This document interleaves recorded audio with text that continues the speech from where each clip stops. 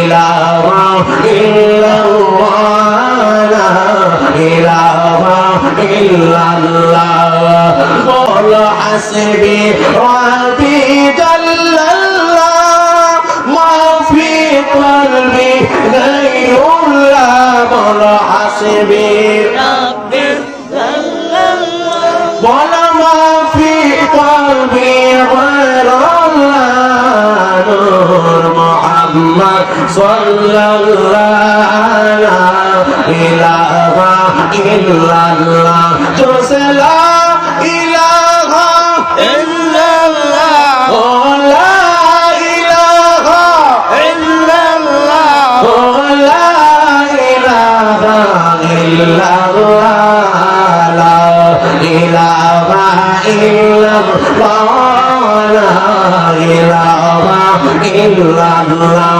বলনার বুঝা মাতাই লয়া গো আর বুঝা মাতাই লয়া ডাকি আমরা নোয়া পাড়া দরবারে লা ইলাহা ইল্লাল্লাহ লা ইলাহা ইল্লাল্লাহ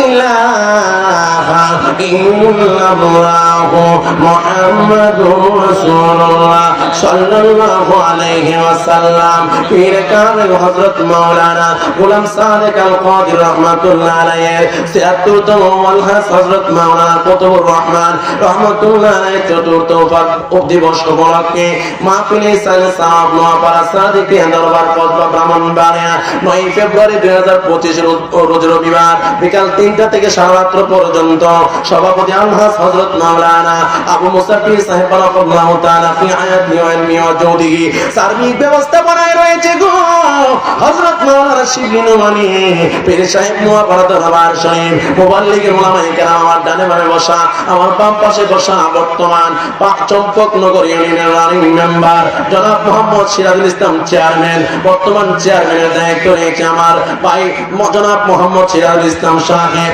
আপনারা বলেন এই সুন্দর পরিবেশ দেখে আমরা খুশি না বেজার যুবক ভাইরা গো ও মুরব্বি বাবাজিরা গো আমাকে 40 মিনিট সময় টান দিয়ে টাইম ধরে দেওয়া হয়েছে বলছি হুজুর একটু জিকির করে আলোচনা করে আবার শেষের দিকে আপনি মহব্বত নিয়ে সবাইকে একটু জিকির দিবেন আপনারা বলেন এই মাহফিলে আসা এবং বসাতে আমরা খুশি না বেজার আরো জোরে কোন খুশি না বেজার আমি একটা ডাক দেব ডাক দেওয়ার পরে মহব্বতে আল্লাহু আকবার বলবেন নোয়াপাড়া সাদিকিয়া দরবারের আশিকে জাকির মুহিবিন বাবা জিরারে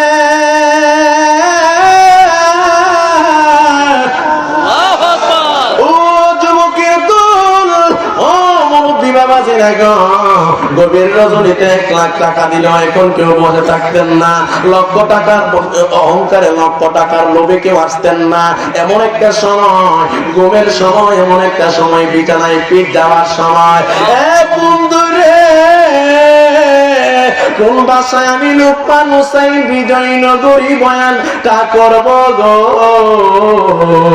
আপনাদের ভিতরে নবীর প্রেম না থাকলে আসতেন না বলি আল্লাহর মহব্বত না থাকলে বসতেন না অবশ্যই গোলাম সাদিক রহমতুল্লাহ আলাইহি মনে ধারণ করেছেন অন্তরে ধারণ করেছেন লক্ষ টাকার ব্যবসা পালাইয়া জমির ব্যবসা এবং কি অন্যান্য ব্যবসা পালাইয়া চাকরি পালাইয়া কাজ পালাইয়া দরবারের মধ্যে চলে আসছেন আপনারা বলেন আল্লাহর ওলির নুরানি রুহানি নজর আছে না নাই আরো জোরে কোন আছে না নাই আরো জোরে কোন আল্লাহু আকবার ও গোলাম সাদিক রে কি বাবে পাইব গদয়া তোমারে ও কুতুবুর রহমান গো কি বাবে পাইব গদয়া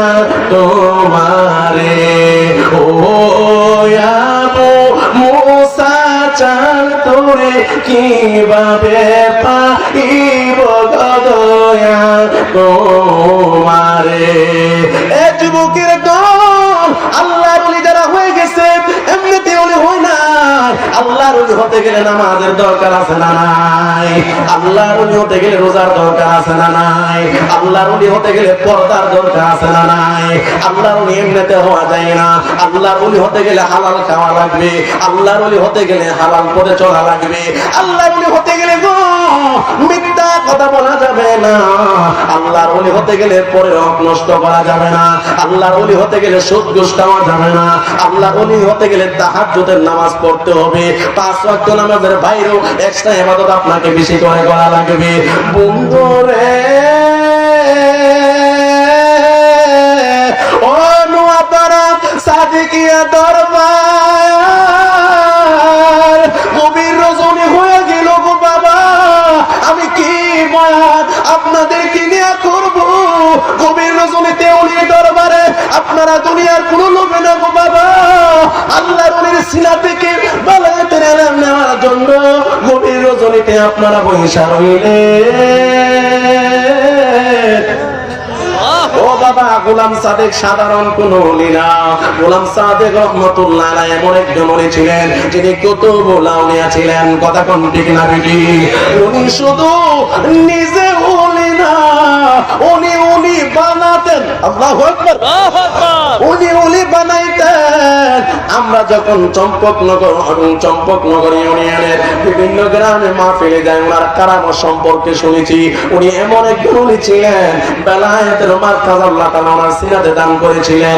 এই জন্য আল্লাহর সম্মান নিয়ে কিছুক্ষণ কথা বলে বিদায় নেব। 5টা মিনিট সময় একটু জিকির করবেন নি? কথা বল, অসুবিধা হইব? অসুবিধা হবে?